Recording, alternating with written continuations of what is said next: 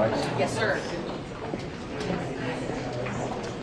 Can you tell us, were you satisfied with the briefing? Yeah, let me give you some thoughts about what just transpired in there this morning. We talked about how historic and fateful these moments are. This is a historic time that we live in, and this has been an incredible 2 weeks. Of course, it began with Israel's strikes that were targeted against Iran's nuclear and ballistic missile programs. They eliminated nearly the entire top echelon of Iran's military command and nuclear scientists.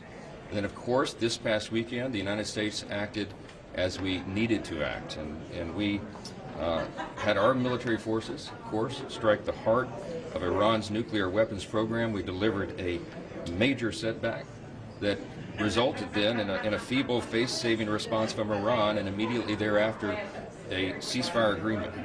We want to commend President Trump for his decisive and bold leadership and thank our military intelligence and diplomatic professionals for what they've accomplished. It is a true testament to America's leadership and military strength. Now, I will tell you, I was heartened by the briefing that we just got here and the reaction by all of our colleagues. It was bipartisan. There were Republicans and Democrats there. There was a couple of moments of rousing applause and support for our outstanding, extraordinary military servicemen and women.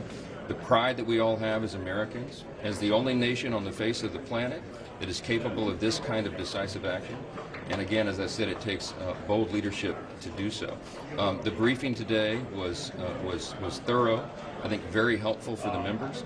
They relayed very important information and answered a lot of the questions that were in the minds of members of the House here, and I know they did the same in the Senate yesterday. So we are blessed to be led by a cabinet of officials who are so good at their jobs, to have the acumen of an extraordinary chairman of the Joint Chiefs of Staff, General Kane, and all of the personnel that work there at the Pentagon and in the U.S. military.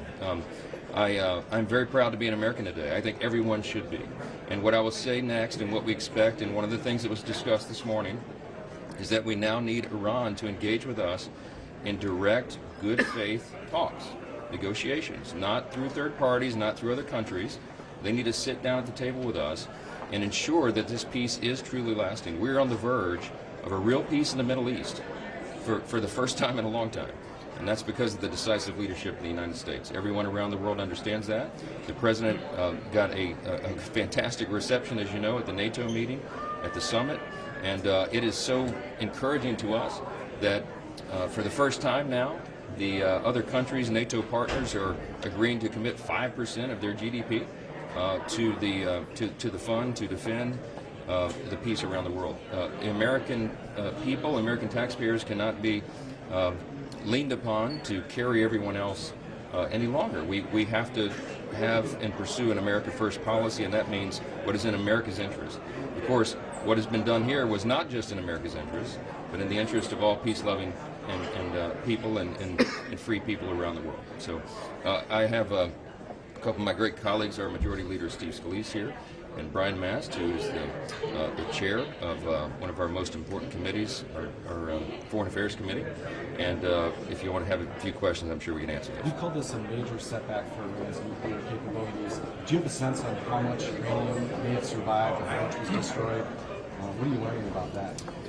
We have a sense about that. Some of this is classified, but I will tell you that there was a CIA press release, I think that went out yesterday, and they concluded that, Iran, this is a quote, Iran's nuclear program has been severely damaged, unquote.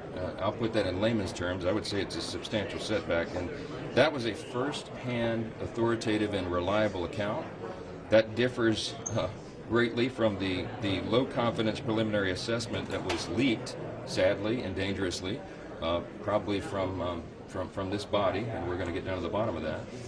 But you can dismiss the low-level initial assessment, and you can rely upon what the CIA has said, because these are first-hand accounts. It is clear, everyone can see by the videos, that these massive ordnance penetrating bombs did the job. And I think their key facilities have been disabled, and I think Iran is now a long time away from doing what they might have done before this very successful operation. Do you have any potential for any restrikes? I'm not sure how much of that's classified, and I shouldn't be getting into that today. But we are very encouraged about the situation and where it stands. We're very encouraged. I think the greatest evidence that we have of the effectiveness of this mission was that Iran came immediately and was willing to engage in a ceasefire agreement. That would have been unthinkable just a few weeks back. So it's a very good thing for the whole world. On the topic of the Do you believe that the president needs to strike a deal with Iran, have something in writing here moving forward? Well, look, I think that's the next logical step. I mean, we will do what is necessary to maintain the peace, but it is in Iran's interest and, of course, in the world's interest for them to come to the table in good faith and make an agreement. That would be good for the entire region. We have peace in the Middle East, and that is a big step towards peace around the globe. on the big beautiful bill, has the Senate? Have you talked to the Senate yet on when they will hold their vote and when the House will get a chance? I was in the Oval Office with Leader Thune as recently as early evening yesterday with the President.